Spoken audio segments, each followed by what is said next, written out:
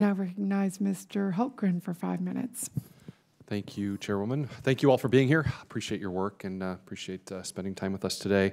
Dr. Binkley, wonder if I could address my first question to you. Wonder if you could talk briefly about the work across the department that's being done in the quantum space, not just in Oscar.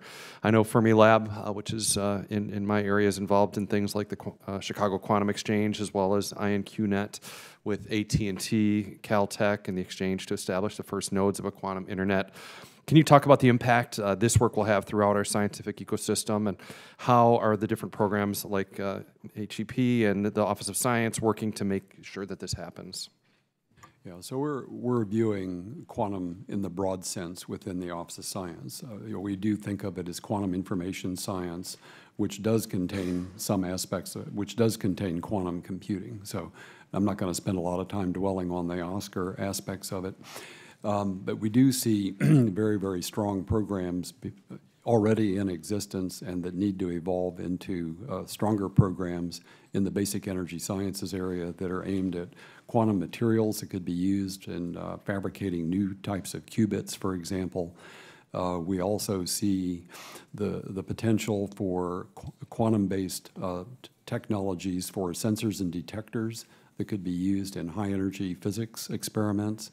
It's possible to use concepts like quantum squeezing to improve the sensitivity of certain types of detectors. All of these are very active areas of research right now within the entire breadth of Office of Science programs. Quantum networking, which I mentioned a moment ago, is something also that I think deserves attention. In summary, within the Office of Science, we see opportunities across at least 5 of our 6 programs for quantum science and quantum technologies to make impacts on the physical sciences. Again, our emphasis is really on the physical sciences here. Thanks. Dr. Kurose, I wonder if I could address to you. I understand that for QIS, the system of algorithms and standards would need to be rebuilt from scratch. I wonder if you could give us an idea of how large an undertaking this is. Is it fair to say this area of research cannot be helped along by classical computing methods, or do investments in exascale computing support quantum computing in any way?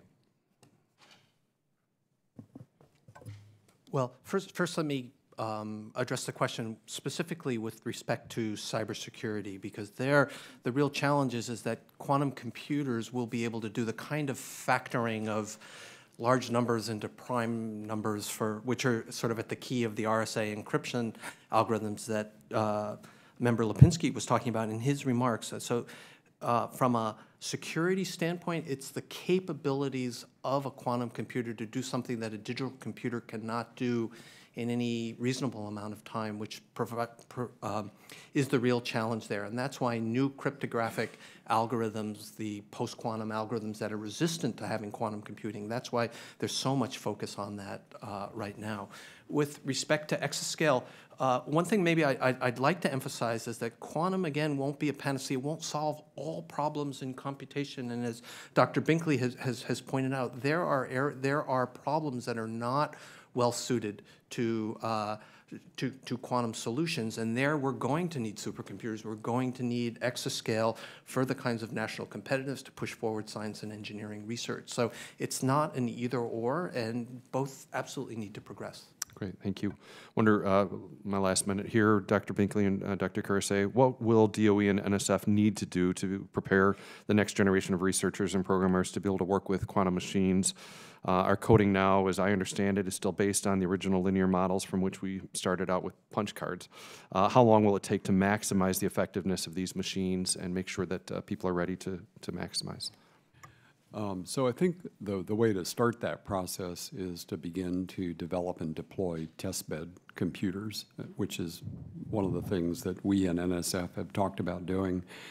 It's become clear in our advisory panels and other advice bodies that we use that getting to where researchers have hands-on access to actual workable systems, even if they're very small, is what's necessary to allow people to begin to formulate ideas that then can lead to algorithms and computational methods. If you look back at the history of computing, when digital computers first came out in the late 40s, early 50s, they were very, very limited in capability, especially compared to today's computers. And yet, having them in the hands of the research community is one of the key factors in accelerating the adaptation of that technology and the development of algorithms and methods. My time's expired. We may follow up if that's all right in writing, if that's okay. I yield back. Okay, now